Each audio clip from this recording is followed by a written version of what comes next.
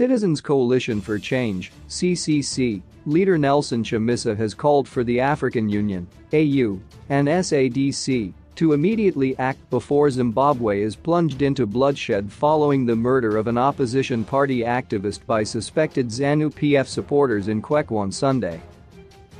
One person identified by police as Mnangagwa, a 35-year-old father of one from Mbizo, was confirmed dead on Monday after suspected ZANU-PF activists besieged a CCC rally in the Midlands province, leaving dozens injured. Police confirmed that at least 16 suspected ZANU-PF activists have since been arrested and investigations are underway.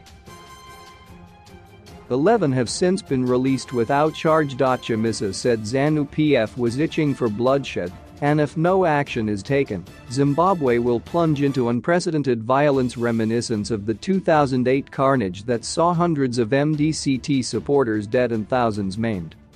A dark cloud over the nation of Zimbabwe as we mourn the passing on of a very important citizen whose life has been cut short by political intolerance, a culture of violence that has been promoted with impunity and immunity, Chamisa said. We are saying it is time to draw a line in the sand. We are saying enough is enough. We can't continue to lose lives on account of politics, he fumed during a press conference Monday afternoon, a day after the Kwekwe chaos. Chamisa said ZANU-PF was clear on its intention to make Zimbabwe ungovernable and create a conducive environment for them to engage in acts of corruption. The Kwekwe chaos came hardly a day after thousands of the CCC supporters were blocked by police from attending a rally Chamisa was expected to address in Kwekwe. It is now a political tinderbox. The political situation in the country is worsening. The dark cloud has once again formed, and you can see the whole purpose is intended to plunge the country into bloodshed, vulnerability, incessant instability, and of course, that paves way for those who would want to raid state coffers and those who would want corruption to thrive, he said. Chamisa had tough questions for President Emmerson Mnangagwa, saying, "How do you think the young people will react to your suppression? And how do you think they will feel when you continue to put on the jacket that you are putting on, the jacket of dictatorship? How do you feel, Mr. Mnangagwa? You always are proud that you fought for the liberation of this country, but there is a difference between liberation and oppression. What we are seeing is opposite of that liberation. Is it not the same that you went through under Smith where you were suppressed? Does it even visit your mind that one day you will wake up and you will not be in government? Does it even visit your mind that you also have children and family that have to live in a free and happy Zimbabwe?" Chamisa asked. "What does this do when you terrorize other people's families? Why haven't you even bothered to visit the Mnangagwa family and pay condolences? That heartlessness is what is going to be a big challenge for the country to move forward." They wanted bloodshed, and I was informed prior that they wanted to do this.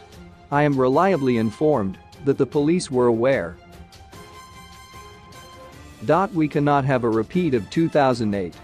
We cannot have a repeat of the scenes we have seen in the region where there is instability. To our church, I urge you to pray so that we don't have the demon of violence does not engulf our country. We don't want bloodshed. The violence has been widely condemned, with the United Kingdom ambassador to Zimbabwe Melanie Robinson saying, concerned by reports of violent attacks on opposition supporters at a rally in Kwekwe this weekend. Vital that perpetrators are brought to justice and that all parties can campaign freely without fear of violence. Over 130 vacant parliamentary and council seats fell vacant when several politicians were recalled after Chamisa lost a legal battle for the control of the MDC, while other sluts arose after legislators died.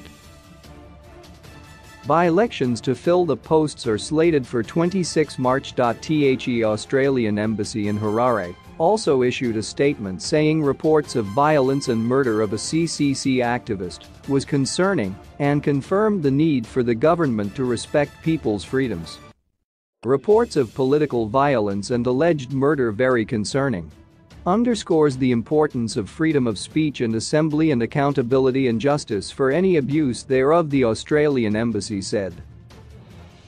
Jonathan Oates, a British Liberal Democrat politician and member of the House of Lords, took to microblogging site Twitter to condemn the violence. The corrupt dictatorship tries to destroy democracy in Ukraine, another tries to do the same in Zimbabwe. This is the moment that ZANU-PF thugs attacked a rally at which opposition leader Nelson Chamisa was speaking, he wrote.